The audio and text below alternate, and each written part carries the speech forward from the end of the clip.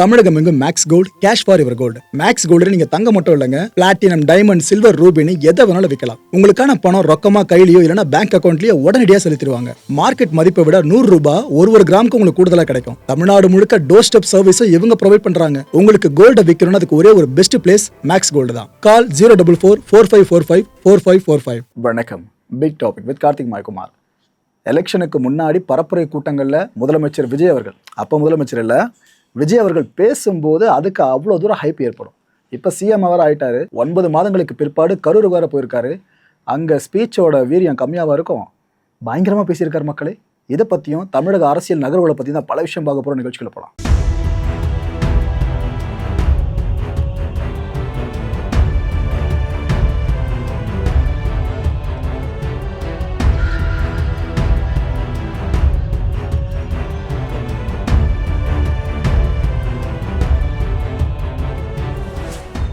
சிங்கப்பெண் அதிரடி படை. இந்த படையால் இது வரைக்கும் உருப்படியாக ஒன்னாச்சு நடந்திருக்கா அப்படின்னு பல பேரும் கேள்வி மேலே கேள்வியாக கேட்டுட்டு இருக்கீங்களே. இதில் உண்மைத்தன்மையோடு சொல்லணும் அப்படின்னா, தமிழக போலீஸ் டிபார்ட்மெண்ட்டு ஒரு பெரிய ஸ்டேட்மெண்ட் இஷ்யூ பண்ணியிருக்காங்க. அதை என்ன சொல்கிறாங்க? இந்த சிங்கப்பெண் அதிரடி படையால் பெண்களுக்கு எதிரான குற்றங்களை ஈடுபடுவாங்களே, இது மாதிரி கிட்டத்தட்ட 120 பேர் மேலே ஆக்ஷன் எடுத்திருக்கிறதா சொல்கிறாங்க. மாயமான குழந்தைகள் கிட்டத்தட்ட 36 குழந்தைகள் வெற்றிகரமாக மீட்கப்பட்டிருக்கிறதாவும், 16 குழந்தை திருமணங்கள் இது வரைக்கும் தடுத்து நிறுத்தப்பட்டிருக்கிறதாவும் அந்த ஸ்டேட்மெண்ட்டில் சொல்லியிருக்காங்க. ஆக்சுவலாக அந்த சிங்கப்பெண் அதிரடி படைக்காக தனியாக கட்டுப்பாட்டு மையம் இருக்குல்ல, இதுவும் பரபரப்பாக செயல்பட்டு இருக்கா அப்படின்ட்டும் 1091 இந்த அவசர உதவி எண் இருக்குல்ல, இதுக்கு ஒரு நாளைக்கு 1500க்கும் மேற்பட்ட கால்ஸ் அவங்க ரிசீவ் பண்ணிட்டு இருக்கிறதாவும், கூடிய சீக்கிரமே நம்ம சென்னை அசோக் நகர் இருக்குல்ல, இங்கே இந்த சிங்கப்பெண் அதிரடி படை சார்ந்த ஹெட் குவார்ட்டர்ஸ் வரப்போகுதுன்ற விஷயத்தையும் இங்கே கன்வே பண்ணியிருக்காங்க. ஸோ தலைமை அலுவலகம் நம்ம அசோக் நகரில். ஓகே, பேசும் படம் இது கரெக்டாக இருக்கும்னு நினைக்கிறேன். ஒரு பக்கம் அண்ணன் திருமா, இன்னொரு பக்கம் காங்கிரஸோட முக்கியமான முகங்கள். நம்ம சென்னை வேளச்சேரி இருக்குல்ல, அங்கே இருக்க திருமான வீட்டில் தான் இந்த சந்திப்பு நடந்திருக்கு. ஒரு பக்கம் தமிழக காங்கிரஸோட தலைவரான மாணிக்கம் தாக்கூர், இன்னொரு பக்கம் அமைச்சர் ராஜேஷ் இருக்கார்ல, அவரும் கிளம்பி போயிருக்காரு இவங்க கூட. ஸோ தமிழக காங்கிரஸோட முக்கியமான முகங்களை திருமான வீட்டில் பார்க்க முடியுது. ஸோ தாவேகா தலைமையில் கூட்டணின்ற விஷயம் கிட்டத்தட்ட கன்ஃபார்ம் ஆகிட்டே இருக்குல்ல. ஏன்னா திருமான யோசிக்காமையாக இருப்பார். நாம் இதுக்கப்புறம் எந்த கட்சியோடு கூட்டணின்னு போனாலும் அதிகாரத்தில் பங்குன்றது கனவாக மட்டும்தான் கடைசி வரைக்கும் இருக்கும். ஆனால் முறை நம்ம உள்ளே போனோம், கூட்டணிக்கே போகல, அமைச்சரவையை கொடுக்குறாங்கன்ற மாதிரி போனோம், கிடச்சிருச்சு. ஸோ இதை விட்டு போகலாமா அப்படின்னு அவர் யோசிக்க தோணுமா திருமான் அவர்களுக்கு? ஸோ தாவேகா தலைமையிலான கூட்டணியில் வீசிக்காமல் இருக்குன்றது கிட்டத்தட்ட இப்போ தெரிய வர ஆரம்பிச்சிருக்கு. ஆனால் என்ன தெரியுமா அதில் நீங்கள் யோசிக்க வேண்டிய விஷயம், சமீப காலமாக அன்புமணி ராமதாஸ் இருக்கார்ல, அவர் தமிழக அமைச்சர்கள் சார்ந்து ரொம்ப இணக்கம் காமிச்சிட்டு இருக்க மாதிரி தெரியுது. தாவேக்கு அரசு சார்ந்து பாசிட்டிவாக ஒரு பேசுறதையும் பார்க்க முடிஞ்சிட்டு இருக்கு.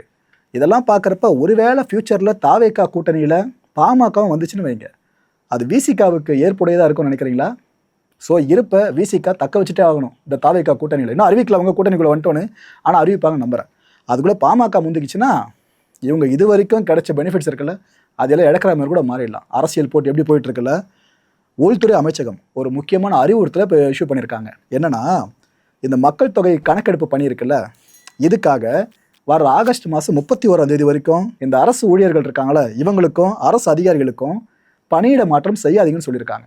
ட்ரான்ஸ்ஃபர் பண்ணுவாங்களே, அது வேணாம்ப்பா ஆகஸ்ட் 31 வரைக்கும், ஏன்னா அந்த பணி பாதிக்கப்படும். நிர்வாக சிக்கலை தவிர்க்கிறதுக்கு ட்ரான்ஸ்ஃபர்ன்ற முடிவை நீங்கள் எடுப்பீங்க, ஆனால் இப்போதைக்கு வேண்டான்னு மேலேருந்து உள்துறை அமைச்சகத்திலிருந்து தெளிவாக ஒரு அறிவுறுத்தல் பிறப்பிக்கப்பட்டிருக்கு. அண்டு கேரளாவில் ஒரு விஷயம் பண்ணியிருக்காங்க மக்களே. தமிழ்நாட்டில் இது எந்தளவுக்கு ஆக்கப்பூர்வமாக நடக்க வாய்ப்பு இருக்குன்னு தெரியல, பட் கவனத்துக்கு கொண்டு வந்துடுறேன்னு. இந்த கேரளாவில் பெண்கள்லாம் இலவசமாக பேருந்தில் பயணம் பண்ணலாம். இந்த திட்டம் இருக்குல்ல, இதுக்காக மாதம் ஆகிற செலவு எவ்வளோ தெரியுமா?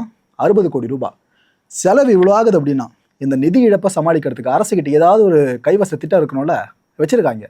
என்ன தெரியுமா பண்ண போகிறாங்களா?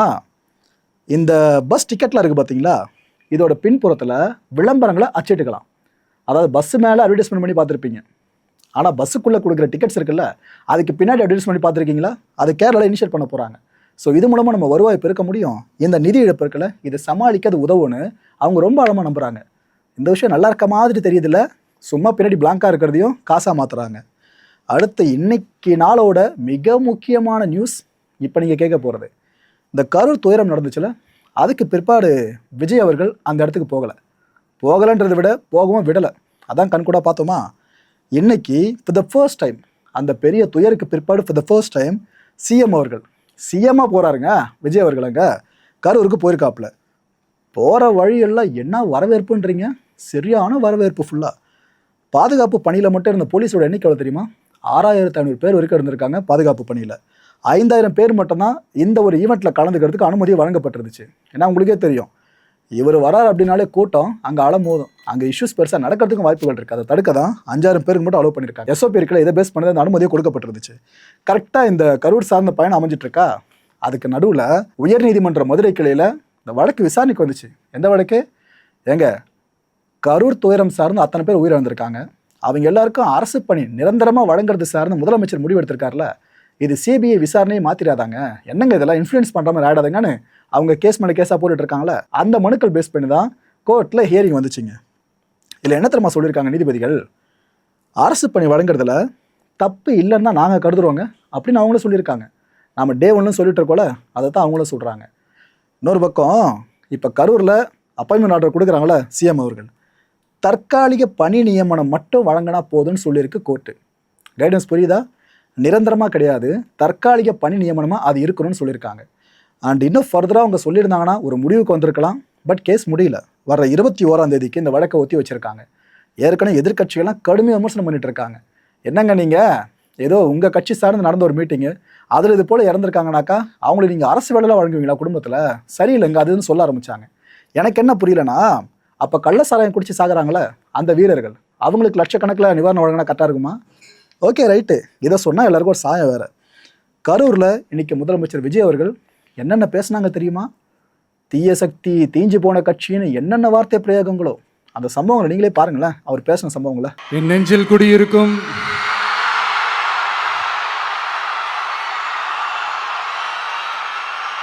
கரூர் சொந்தங்கள், உங்கள் அனைவருக்கும் என்னுடைய வணக்கம்.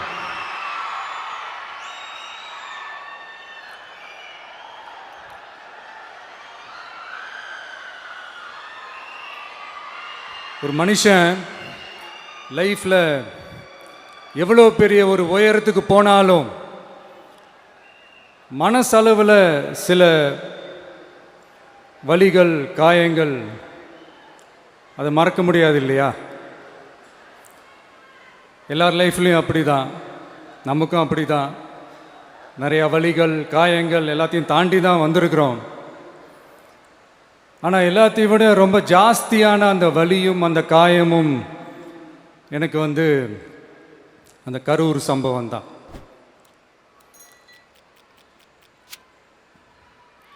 மக்களை சந்திக்கணும், மக்கள் பிரச்சனைகளை எடுத்து பேசணும். அதுக்காக தான் அந்த மக்கள் சந்திப்பு பயணத்தை தொடங்கி திருச்சி, அரியலூர், நாகப்பட்டினம், திருவாரூர், நாமக்கல், கரூர் அப்படின்னு சொல்லிட்டு போயிட்டுருந்தோம். அரியலூரில் அந்த மீட்டிங் முடிச்சுட்டு பெரம்பலூர் போகிறதுக்கு முன்னாடி அந்த பெரம்பலூர் போலீஸ் எங்களை அலர்ட் பண்ணாங்க. சரிங்க, கூட்டம் கொஞ்சம் ஜாஸ்தியாக இருக்குது, லேட் ஆகிடுச்சு, வராதிங்க அப்படின்ட்டு. So we had no choice. Police சொன்னால் நம்ம அதை ஒபே பண்ணி தானே ஆகணும். அதே நேரத்தில் பெரம்பலூர் மக்களோட அந்த சேஃப்டியும் மைண்டில் எடுத்துக்கிட்டு ஒரு மன வலியோடவே திரும்ப போயிட்டோம். அதுக்கப்புறம் பெரம்பலூர் தொகுதி மக்களுக்கு மன்னிப்பும் கேட்டோம். அதே மாதிரி நாமக்கல் அந்த மீட்டிங் முடிச்சுட்டு கரூர் வரும்போது அந்த கரூர் போலீஸ் எங்களை அலர்ட் பண்ணியிருக்கலாம்ல.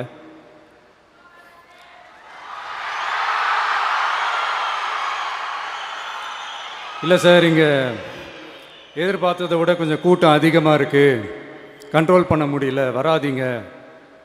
அண்ட் போலீஸ் நினச்சா அவங்க அந்த மீட்டிங்கே கேன்சல் பண்ணலாம். ஏதோ தப்பாக இருக்குது, ஏதோ தப்பாக தோணுது அப்படின்னு நினச்சிட்டாலே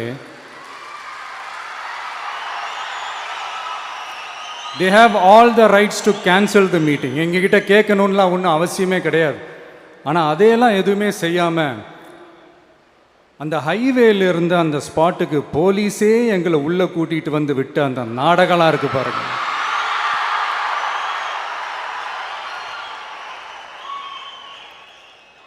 நம்பிட்டேங்க, முழுசாக நம்பிட்டேன். அன்றைக்கி இருந்த அந்த கரூர் போலீஸ் பேசும்போது தேங்க்ஸ்லாம் சொன்னேன் அவங்களுக்கு. எனக்கு தெரியாது இப்படி ஒரு நாடகம் நடக்கும். இதுக்கெல்லாம் யார் காரணம்? இதெல்லாம் யார் சொல்லி செஞ்சது? இப்படி பண்ணுங்க, அப்படி பண்ணுங்க, சப்போஸ் அப்படி நடந்தா இப்படி பண்ணுங்க, சப்போஸ் இப்படி நடந்தா இந்த மாதிரி இன்ஸ்ட்ரக்ஷன்ஸ்லாம் கொடுத்து அந்த பிரஷர் போடுறது யார்?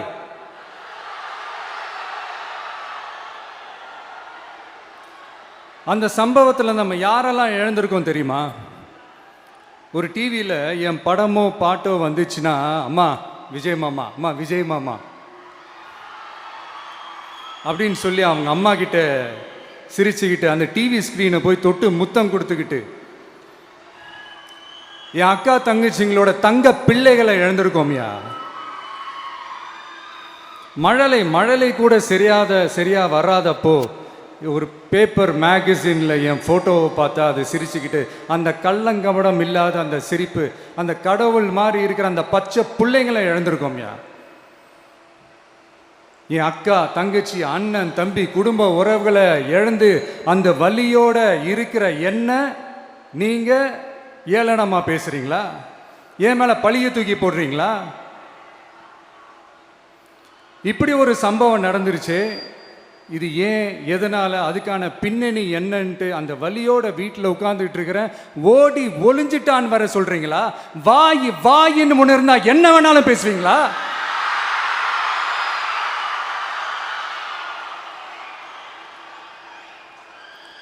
மக்களே, நான் உங்களையே கேட்குறேன், அன்னைக்கு அத்தனை க்ரௌடு இருந்துச்சு, அந்த க்ரௌடுக்கு தகுந்த மாதிரி போலீஸ் பாதுகாப்பு கொடுத்தாங்களா? இந்த இடத்தை எடுத்துக்க சொல்லி நாங்க தான் சொன்னோம்னு ஒரு போலீஸ் ஆஃபீஸர் பேட்டி கொடுக்கிறாரு, அதுக்கு என்ன அர்த்தம்? இவ்வளோ வலி, இவ்வளோ காயங்கள் கொடுத்துட்டு பழியை தூக்கி நம்ம மேல போட்டுட்டு அதுல ஒரு அரசியல் ஆதாயம் தேடுறீங்களேயா? இதுல வாய் கூசாம சட்டசபையில ஸ்டாலின் சார் நம்ம மேல திருப்பி விட்டு அங்க ஒரு அரசியல் செய்றாரு, அதுக்கு என்ன அர்த்தம்? நமக்காக வந்திருக்கிற மக்களை காக்க வைக்கிறதுக்கு நான் ஒன்றும் ஆதாயம் தேடுற அரசியல்வாதியெல்லாம் கிடையாது. மக்களுக்காக அரசியலுக்கு வந்தவன் இந்த விஜய். எனக்காக எல்லாமும் கொடுத்த என் மக்களுக்காக எல்லாத்தையும் விட்டுட்டு மக்களுக்காக மட்டுமே அரசியலுக்கு வந்தவன் இந்த விஜய். அவங்களுக்காக நன்றி கடன் செலுத்துறதுக்காக மட்டுமே அரசியலுக்கு வந்தவன் இந்த விஜய். உங்களுக்கு தான் இந்த விஜயை பத்தி நல்லா தெரியுமே. ஆனா நம்ம எல்லாருக்குமே இத்தனை வலிகள் காயங்கள் கொடுத்தவங்களுக்கு இந்த 2026 தேர்தலில் தக்க பதிலடி கொடுத்துட்டீங்க. ஆனா அது மட்டுமே பத்தாது மக்களே, அது மட்டுமே பத்தாது. காலகாலத்துக்கும் எழுந்திருக்கவே முடியாத அளவுக்கு நிரந்தரமான ஒரு பதிலடியை நீங்க கொடுத்துக்கிட்டே இருக்கணும்.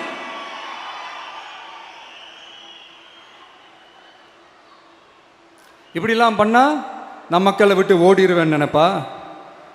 யார் என்ன ஓடினாலும் நான் மக்களை விட்டு எல்லாம் ஓட மாட்டேன். அன்னைக்கும் சொன்னேன், இன்னைக்கும் சொல்றேன், நாளைக்கும் சொல்றேன், தில்லா சொல்லுவேன், கெத்தா சொல்லுவேன். பணமா ஜனமா அப்படின்னு கேட்டா என் ஜனம் தான் எனக்கு முக்கியம்.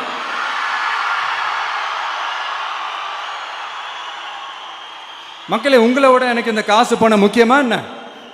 இவ்வளோ குறைகள் நம்ம மேல சொல்றாங்களே, இப்ப நான் சொன்ன மாதிரி அவங்களால ஓப்பனா சொல்ல முடியுமா? அந்த தில்லு இருக்கா, திராணி இருக்கா?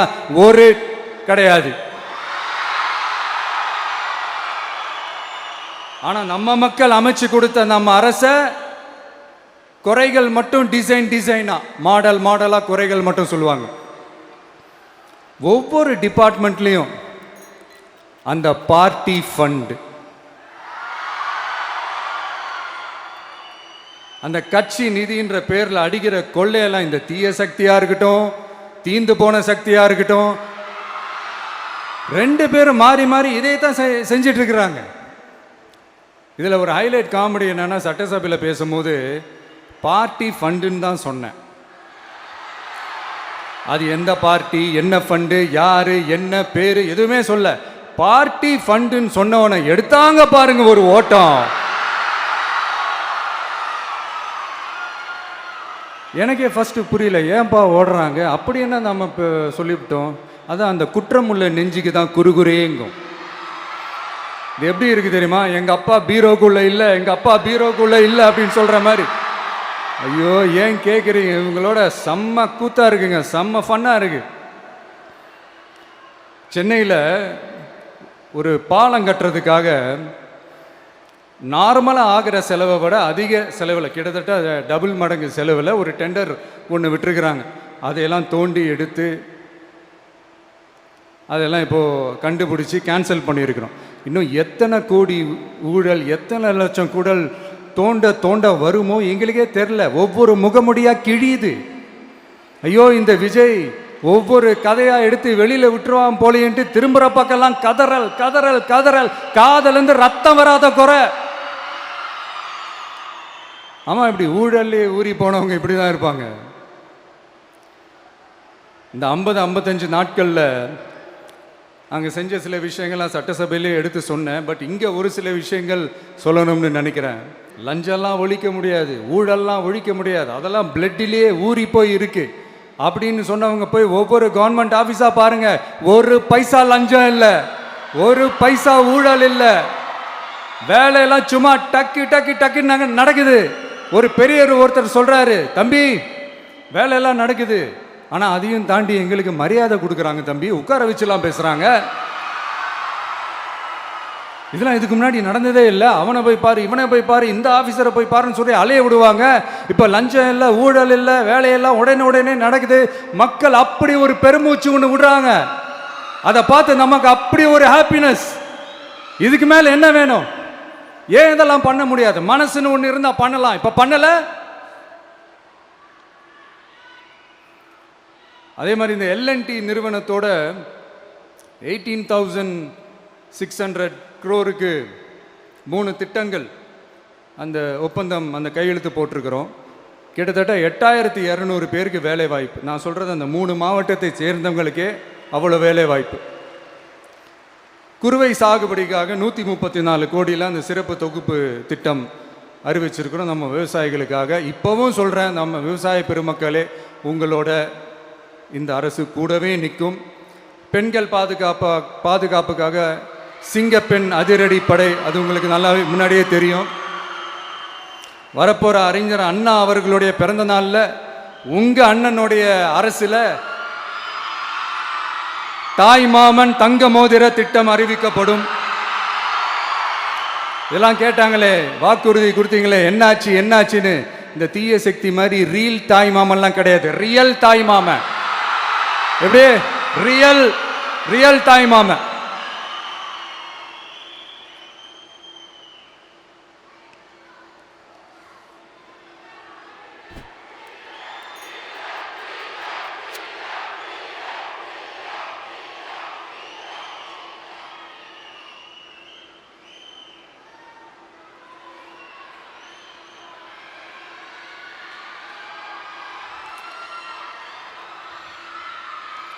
இந்த தீய சக்தியை பற்றி, அவங்க நிர்வாகத்தை பற்றி ஒரு வெள்ளை அறிக்கையை ஒன்று வெளியிட்டோம்ல, அது ஷார்ட் அண்ட் ஸ்வீட்டாக சொல்லணுன்னா, ஒரு ஓட்டை பாத்திரத்துக்குள்ளே தண்ணி ஊற்றிக்கிட்டே இருந்திருக்கிறாங்க. பாத்திரம் எம்டியாகவே இருந்திருக்கு, ஆனால் ஊற்றின தண்ணி தான் எங்கே போச்சுன்னு தெரில. கடவுளுக்கு தான் வெளிச்சம். அது மாதிரி இப்போ நம்ம சொன்னதெல்லாம் சும்மா ஒரு சாம்பிள் தான். இன்னும் வரப்போகிற நாட்களில் உங்கள் அரசனுடைய அந்த விஸ்வரூபத்தை நீங்கள் பார்ப்பீங்க. அடுத்து வாயத் தொடங்க சிஎம். அடாடா, உங்கள் சிஎம் நெஞ்சிலேயே குத்திட்டு வந்தீங்க பாருங்க, அதெல்லாம் வேற லெவல். பேசுங்கன்றீங்க, பேசுனா எந்திரிச்சு ஓடிடுறீங்க. இனிமேல் பேச ஆரம்பிக்கிறதுக்கு முன்னாடி என்ன பண்ணணும் அப்படின்னா, ஒரு நண்பர் ஒருத்தர் சொன்னார், மாண்புமிகு பேரவைத் தலைவர் அவர்களே, எல்லா டோரையும் இழுத்து லாக் பண்ணுங்க அப்படின்னு சொல்லிட்டு தான் பேச்ச ஆரம்பிக்கணும் போல் இருக்கு. ஏன்னா பேசிட்டு இருக்கும் போதே எந்திரிச்சு ஓடிடுறாங்க. 5 நிமிஷம் பேசினதுக்கே குளத்தூர்ல கொத்து பரோட்டா போட்டாங்க. இதுக்கு மேலே பேசினா மொத்தமாக முடிஞ்சிடும், பார்த்துக்கங்க. நாம் அரசியல் பேசினா விஜயெல்லாம் அரசியல் பேசலாமா அப்படிங்கிறது. சரிப்பா, நமக்கு எதுக்கு வம்பு, நம்ம பாட்டுக்கு நம்ம வேலையை பார்ப்போம், எதுக்கு அவங்கள பற்றி பேசிக்கிட்டு அப்படின்னு இருந்தால் விஜய்க்கு அரசியலே பேச தெரில அப்படிங்கிறது. இப்படியே மாறி மேகதாது அணையை பற்றி என்ன தெரியும், விஜய் அதை பற்றி பேசலை. இப்படி நம்ம அரசியலுக்கு வந்ததுலேருந்தே ஒரு கூட்டம் குறை மேலே குறையா சொல்லிக்கிட்டு, பாட்டுக்கு பாட்டு கச்சேரி எங்களுக்கும் பண்ண தெரியும், பண்ணலாமா? இந்த மேகதாது அணை சம்பந்தமான அந்த வழக்கில் தமிழ்நாட்டோட பெட்டிஷனை சுப்ரீம் கோர்ட் எப்போ ரிஜெக்ட் பண்ணுச்சு? அப்போ யார் ஆட்சியில் இருந்தா? ஏன் ஒழுங்காக வாதாடல? நீங்கள் ஒழுங்காக வாதாடி இருந்தீங்கன்னா அதை ரிஜெக்ட் பண்ணியிருக்க மாட்டாங்கல்ல. ஏன் ஸ்டாலின் சார் வேணும்னே விட்டுட்டாரா? ஏன் இப்படிலாம் கேள்வி கேட்கலாமா? இப்படிலாம் கேள்வி கேட்டால் தான் மேகதாது அணையை பற்றி பேசுனதா அர்த்தமா? ஏன் அந்த ஸ்டேட்டு சிஎம் பேசுகிறாரு, நீங்கள் ஏன் பேசலை? அப்படின்னா நம்ம ஸ்டேட்டோட உரிமையை எங்கே நிலைநிறுத்தணுமோ அதுக்காக வேலை பார்க்குறது மட்டும்தான் முக்கியம். சும்மா சவால் விட்டுக்கிட்டு சீண்டிப்பார், நான் யார் தெரியுமா, தொட்டுப்பார், இப்படிலாம் பேசிக்கிட்டு இருந்தால் வேலைக்கு ஆகாது. சும்மா பேசி பேசி பிரச்சனையை வளர்த்துக்கிட்டு யார் மேலே அது பழியை தூக்கி போட்டுட்டு அப்புறம் மக்களை அம்போன்னு தெருவில் விட்டுட்டு இப்படி தான் ஒரு அரசியல் பண்ணணும்னா அந்த அரசியல் நமக்கு தேவையும் இல்லை, அதை நம்ம செய்யவும் போகிறதில்ல. Talk less work more mode தான், அதுதான் நம்ம பாலிசியே. அதனால தான் சட்டசபையில் அந்த அரசினர் தீர்மானம்னு சொல்லி ஒன்று கொண்டு வந்தோம். அது எப்படி டு டேக் இட் ஃபார்வர்ட் எப்படி கொண்டு போகணுமோ அதை சரியாக செய்வோம். சென்ட்ரல் கவர்மெண்ட்லேருந்து அந்த டீலிமிட்டேஷனை திரும்ப கொண்டு வர போகிறதா ஒரு பேச்சு ஒன்று அடிபடுது. யார் என்ன டீலிமிட்டேஷன் கொண்டு வந்தாலும் தமிழ்நாடு அது ஒத்துக்காது. நமக்கான இடத்த யாரும் பறிக்கவும் முடியாது, அது பறிக்கவும் விட மாட்டோம். இப்படி நாம் இருக்கும்போது இந்த தீய சக்தி திமுக எங்கே போய் நிற்குது? யார் கதவை தட்டிக்கிட்டு நிற்குது? அது உங்களுக்கே நல்லா தெரியும். மக்களே, இந்த தீய சக்தியும் தீந்து போன சக்தியும் வேறலாம் இல்லை, கூட்டு கலவாணிங்க. சொல்ல முடியுமா அவங்களால? எங்களுக்குள்ள ஒட்டும் இல்லை, உறவும் இல்லை, அறிவிக்க முடியுமா? நிரூபிக்க முடியுமா? இந்த வரப்போகிற இடைத்தேர்தலில் அதை நிரூபித்து காட்டுங்க, அப்புறமா பேசுங்க. மக்களை, என் மனசை விட்டு கரூர் எப்பவும் நீங்காது. நமக்கு ஏற்பட்ட வேதனையான சம்பவத்தை, நமக்கு எதிராக நடந்த சதிய சூழ்ச்சியை இனி வர்ற ஜென்ரேஷனும் அவங்களுக்கு தெரியப்படுத்தணும்ல. அதுக்காகவே இனி ஒரு அரசியல் சதிய, அரசியல் சூழ்ச்சிய யாரும் யோசிக்கவே கூடாதுன்றதுக்காகவே கரூரில் ஒரு நினைவு சின்னத்தை நம்ம டிவிகே சார்பாக அமைக்கப்படும் அப்படின்றத அறிவிக்கிறோம். அப்புறம் கரூர்லேருந்து ஒட்டுமொத்த தமிழ்நாட்டு மக்களுக்கும் சொல்கிறேன், உங்கள் டிவிக்கு அரசு உங்களுக்காகத்தான் உழைக்கும். அடிப்படை வசதிகளை முதல்ல நிறைவேற்றணும். ஒரு பக்கம் நிதி நிலைமையை சரி செஞ்சுக்கிட்டே இன்னொரு பக்கம் அப்படியே நாம் சொன்னதில் ப்ரையாரிட்டி பார்த்து ஒவ்வொன்றா படிப்படியாக நிறைவேற்ற ட்ரை பண்ணுவோம். இது எப்பவும் உங்களுக்கான அரசாக தான் இருக்கும். இந்த விஜய் உங்கள் விஜயாக தான் இருப்பான். நீங்கள் உரிமையோட உங்கள் கவர்மெண்ட்டை நீங்கள் அணுகலாம். இந்த தீயசக்தி ஆட்சி முடிஞ்சு பொட்டிக்குள்ளே போனதுலேருந்து என்னென்னமோ பண்ணுறாங்க, ஏதோ பேசுகிறாங்க. சோஃபாங்கிறாங்க, வாஷிங் மிஷினுங்கிறாங்க. இந்த அரசியல் வியாபாரம் பண்ணுறதுக்கான அந்த வெண்டிங் மெஷினே அவங்க தான். யார்? இந்த திமுக. இதில் நம்மளை பார்த்து வாஷிங் மிஷினுங்கிறாங்க. எலெக்ஷனில் ஓட்டுக்கு காசு கொடுக்குற அந்த கலாச்சாரத்தையும் அந்த கல்ச்சரை அடித்து நொறுக்கி இருக்கிறோம். எலெக்ஷன்லேயே அப்படி வேலை பார்த்தோம். நமக்கு எதுக்கு இந்த குதிரை, கழுதை, ஒட்டக பேரெல்லாம்? மக்களின் பக்கம். அப்படி இருக்கும்போது நமக்கு எதுக்கு இந்த பேரெல்லாம்? இந்த திருட்டு திமுக ஆட்சியை வச்சுக்கிட்டு ஊரடிச்சு ஒலையில போட்டு இந்த கொள்ளையை அடிச்சதுனால தான் உங்க கரூர் கம்பெனி ஓனர் ஒருத்தர் எங்க எங்க இருக்காருன்னே தெரியாம ஓட்டு ஓட்டு ஓட்டு ஓட்டு ஓட்டு ஓட்டு ஓட்டு ஓட்டு வராம் பாரு வேட்டக்காரன் ஓடினே இருக்கிறாரு. இன்னொருத்தர் ஃபாரின்ல போய் ஒளிஞ்சுக்கிட்டார். ஃபாரின் ஸ்டாலின் சார்ன்னு நினைச்சிட போறீங்க. அவர் இல்லை. எனக்கு எப்பவுமே ஸ்டாலின் சார் மேல ஒரு தனி பாசம் ஒன்று உண்டு. அவர் கிடையாது, இவர் வேற. சிங்கப்பூருக்கு செக்கப்புக்கு போனார்ல அவரு. இன்னும் தோண்ட எத்தனை பேர் மாட்ட போறாங்களோ தெரியல. உங்ககிட்ட யாராவது லஞ்சம் ஏதாவது கேட்டாங்கன்னா கொடுக்க முடியாது சொல்லுங்க, நான் இருக்கேன் உங்களோட. அப்படியே யாராவது ஃபோர்ஸ் பண்ணாங்கன்னா இது எங்க மகன், எங்க புள்ள, எங்க அண்ணன், எங்க தம்பி, எங்க விஜய், எங்க விஜயோட ஆட்சின்னு ஸ்ட்ராங்கா சொல்லுங்க. மக்களே, நீங்க கூட இருக்கும் போது லஞ்ச ஊழல் மட்டும் இல்லை, அதிகாரத்தை வச்சு ஆட்டம் போடுற யாராக இருந்தாலும் அடங்கிடுவாங்க. இந்த கடமை கண்ணியம் கட்டுப்பாடுன்ட்டு ஒரு காலத்தில் கொள்கையோடு இருந்த கட்சியெல்லாம் இன்னைக்கு எப்படி இருக்கான்னு உங்களுக்கே தெரியும். அதாவது இந்த டிவிக்கே கட்சியோட தலைவரை எதிர்க்கிறதுல ஒரு நியாயம் இருக்கு.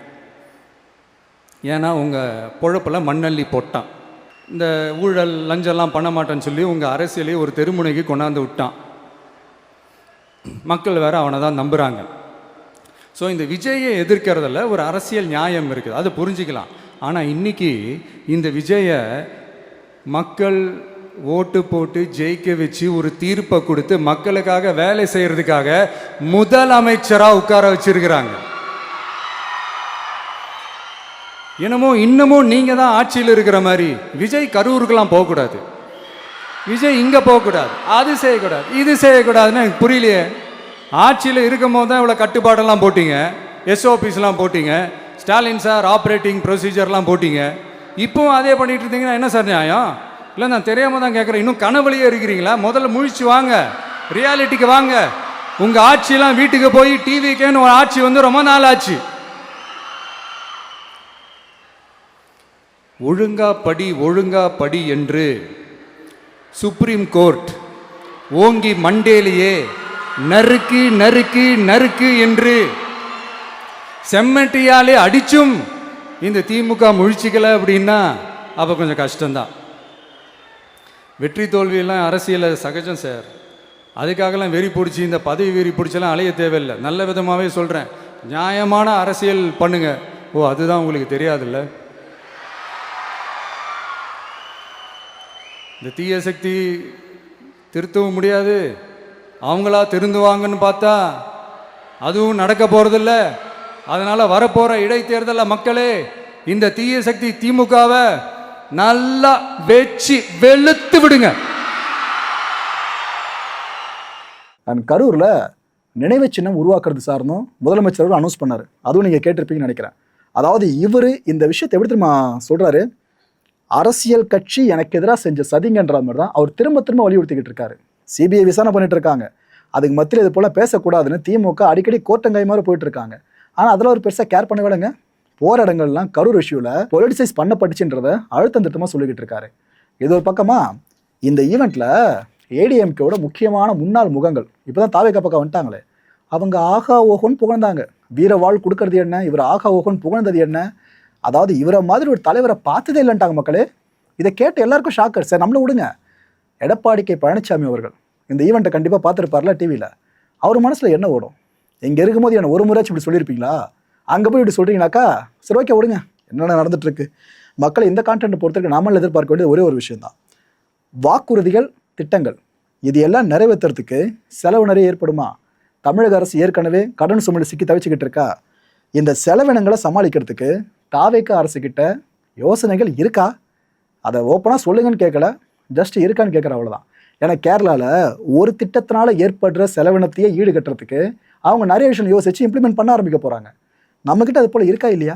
அடுத்த நிகழ்ச்சியை சந்திக்கலாம். நன்றி, வணக்கம். தமிழகம் எங்கும் Max Gold, cash for your gold. Max Gold நீங்க தங்க மட்டும் இல்லைங்க, பிளாட்டினம், டைமண்ட், சில்வர், ரூபினி எதை வேணாலும் விற்கலாம். உங்களுக்கான பணம் ரொக்கமா கையிலயோ இல்லைன்னா பேங்க் அக்கௌண்ட்லயோ உடனடியாக செலுத்திடுவாங்க. மார்க்கெட் மதிப்பை விட 100 ரூபாய் ஒரு கிராமுக்கு உங்களுக்கு கூடுதலாக கிடைக்கும். தமிழ்நாடு முழுக்க டோர் ஸ்டெப் சர்வீஸை இவங்க ப்ரொவைட் பண்றாங்க. உங்களுக்கு கோல்டை விற்கணும்னு அதுக்கு ஒரே ஒரு பெஸ்ட் பிளேஸ் மேக்ஸ் கோல்டு தான். கால் 04445454545. என் அன்பார்ந்த மாயம் ஸ்டுடியோஸ் நேயர்களே, மாயம் பக்தின்னு ஆன்மீகத்துக்காக பிரத்யேகமா ஒரு சேனலை கொண்டு வந்திருக்கோம். மறக்காம சப்ஸ்கிரைப் பண்ணி அந்த சேனலுக்கு உங்களோட ஆதரவை மனப்பூர்வமாக தெரிவிங்க. வணக்கம் மாயம் ஸ்டுடியோஸ் நண்பர்களே. மாயம் ட்ரெண்ட்ஸ் அப்படின்ற ஒரு புதிய ஃபேஸ்புக் பேஜை ஓப்பன் பண்ணியிருக்கோம். நீங்கள் யூடியூப்பில் பார்த்துட்டு இருக்கீங்களா நம்மளோட கான்டென்ட்ஸ்லாம், இதெல்லாம் விட ஒரு படி மேலே ரொம்ப கிறிஸ்பாகவும் ரொம்ப சூப்பராகவும் நிறைய கான்டென்ட்ஸ் உங்களுக்கு இந்த பேஜில் காத்துட்ருக்குங்க. ஸோ உடனடியாக ஃபேஸ்புக் பிளாட்ஃபார்ம் போங்க, மாயம் ட்ரெண்ட்ஸ்னு டைப் பண்ணி சர்ச் பண்ணி நம்ம பேஜை ஃபாலோ பண்ணுங்கள். அப்படியே நம்ம சேனலையும் நீங்கள் சப்ஸ்கிரைப் பண்ணிட்டீங்க அப்படின்னா இன்னும் நிறைய புது புது கான்டென்ட்ஸை உங்களுக்காக ப்ரொடியூஸ் பண்ணி கொடுத்துக்கிட்டே இருப்பாங்க. நீங்கள் பண்ணுற ஒவ்வொரு சப்ஸ்கிரிப்ஷனும் எங்களுக்கு பெரிய மோட்டிவேஷனாக அமையும்.